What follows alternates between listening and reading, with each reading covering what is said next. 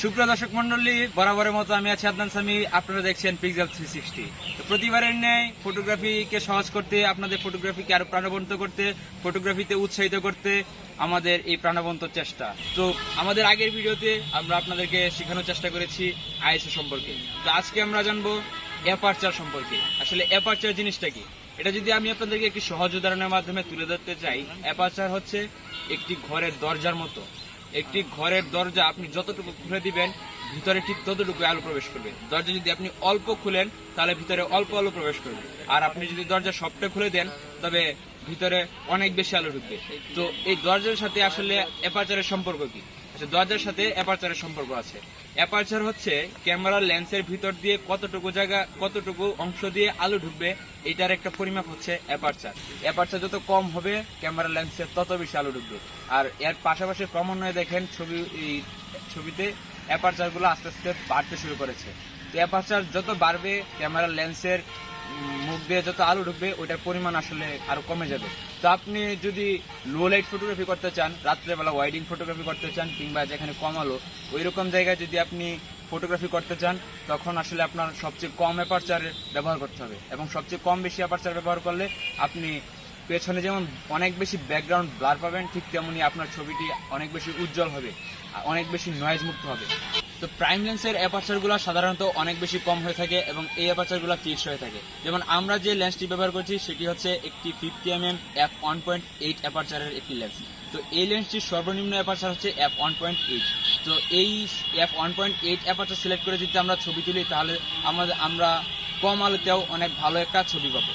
তো আপনারা অনেকেই প্রশ্ন করে থাকেন যে ভাই, পিছনে ব্যাকগ্রাউন্ড ব্লার কম হয়, পিছনে ছবিতে কিভাবে ব্যাকগ্রাউন্ডটাকে আরো বেশি ব্লার করা যায়, এটার একটা প্রসেস বলে। তো এটার একটা প্রসেস হচ্ছে গিয়ে আপনি সর্বনিম্ন অ্যাপারচার দিয়ে ছবি তুলবেন, তাহলে পেছনের ব্লার সবচেয়ে বেশি হবে।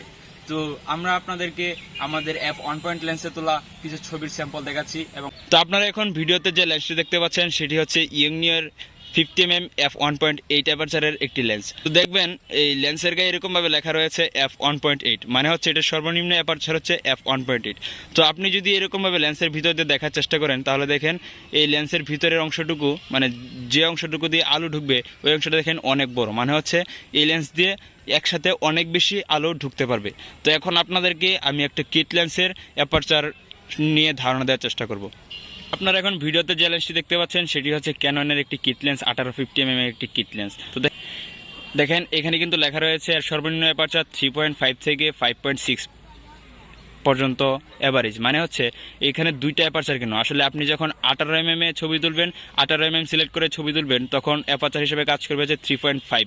কিন্তু আপনি যখন ফোকাল লেন্থ চেঞ্জ করে সর্বোচ্চ ফোকাল লেন্থ মানে 55তে ফটোশ্যুট করবেন কিংবা ভিডিও শ্যুট করবেন, তখন আসলে কাজ করবে হচ্ছে 5.6 অ্যাপারচার। তো আপনি যদি এখান দিয়ে ভিতর দিয়ে দেখার চেষ্টা করেন, আমি যখন লেন্সটাকে ঘোরাবো, দেখেন ক্যামেরার ভিতরের ফাঁকা অংশটা কিন্তু আস্তে আস্তে ছোট বড় হচ্ছে। এর মানে হচ্ছে অ্যাপারচার চেঞ্জ হচ্ছে।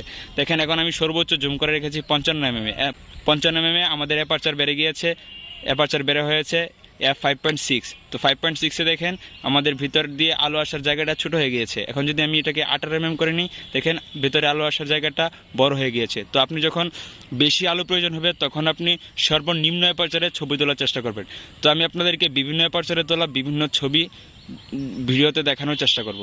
তো দর্শক মণ্ডলী, আমরা চলে আসলাম ক্যামেরা স্ক্রিনে এবং এখানে দেখছেন অ্যাপারচার লেখা রয়েছে। তো এখানে সর্বনিম্ন অ্যাপারচার আমরা f1.8 করে রেখেছি। তো আমরা এখন দেখব f1.8-এ আমাদের সাবজেক্টটা কেমন দেখায়।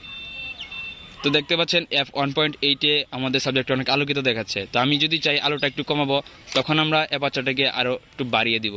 তো আমি যদি অ্যাপারচারটাকে আর একটু বাড়িয়ে যদি আমরা 4.0 করি, তখন আমরা দেখতে পারবো যে আমাদের সাবজেক্টটা অনেকটা অন্ধকার হয়ে গিয়েছে। তখন আমি যদি আরেকটু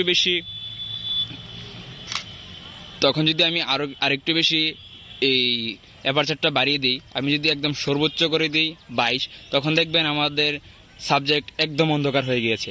তখন আপনি এটা আপনার সাবজেক্টের লাইটের কন্ডিশনের উপরে ভিত্তি করে অ্যাপারচারটা চেঞ্জ করবেন। তো অ্যাপারচার নিয়ে আজকের ভিডিও আমাদের এই পর্যন্তই। আশা করি ভিডিওটি ভালো লেগে থাকলে ভিডিওতে একটি লাইক করে দিবেন এবং আমাদের চ্যানেলটি সাবস্ক্রাইব করে পাশেই থাকবেন।